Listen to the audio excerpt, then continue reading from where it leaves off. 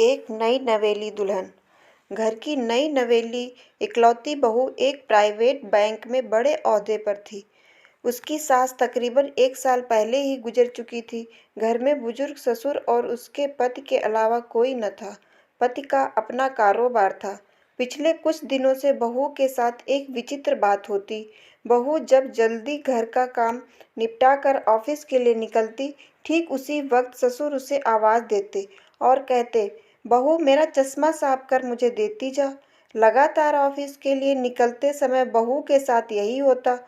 काम के दबाव और देर होने के कारण कभी कभी बहू मन ही मन झल्ला जाती, लेकिन फिर भी अपने ससुर को कुछ बोल नहीं पाती। जब बहू अपने ससुर के इस आदत से पूरी तरह ऊब गई तो उसने पूरे माजरे को अपने पति के साथ साझा किया। पति को भी अपने पिता के इस व्यवहार पर बड़ा ताज्जुब हुआ, लेकिन उसने अपने पिता से कुछ नहीं कहा। पति ने अपनी पत्नी को सलाह दी कि तुम सुबह उठते ही साथ पिताजी का चश्मा साफ करके उसके उनके कमरे में रख दिया करो, फिर ये झमेला समाप्त हो जाएगा। अगले दिन बहू ने ऐसा ही किया और अपने ससुर के चश्मे को सुबह ही अच्छी तरह साफ करके उनके कमरे में रख आई। लेकिन फिर भी उस दिन वही घटना पुनः हुई और ऑफिस के लिए निकलने से पहले ससुर ने अपने बहू को बुलाकर उसे चश्मा साफ करने के लिए कहा।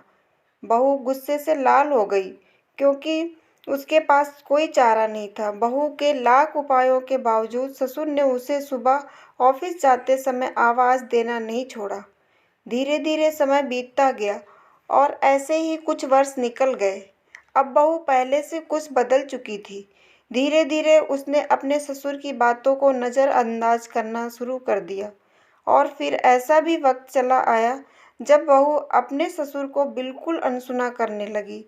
ससुर के कुछ बोलने पर वह कोई प्रतिक्रिया नहीं देती और बिल्कुल खामोशी से अपने काम में मस्त रहती। गुजरते वक्त के साथ ही एक दिन बेचारे बुजुर्ग ससुर भी गुजर गए। समय का पहिया कहाँ रुकने वाला था, वो घूमता रहा घूमता रहा।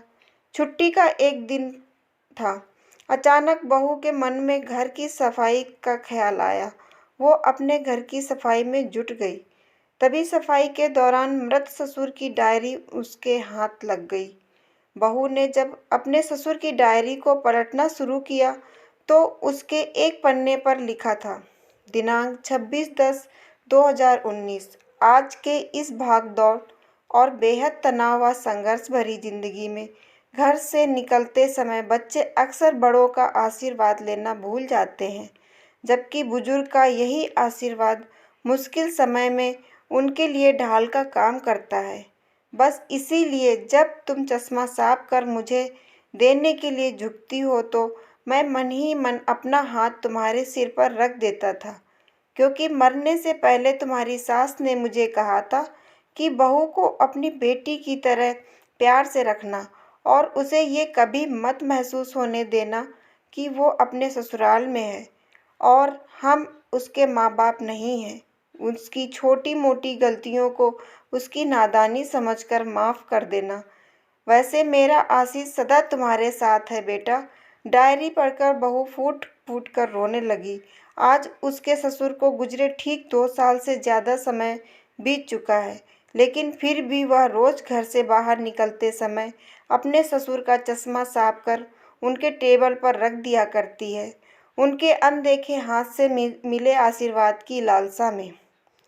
दोस्तों, जीवन में हम रिश्तों का महत्व महसूस नहीं करते, चाहे वो किसी से भी हो, कैसे भी हो, और जब तक महसूस करते हैं तब तक वह हमसे दूर जा चुके होते हैं।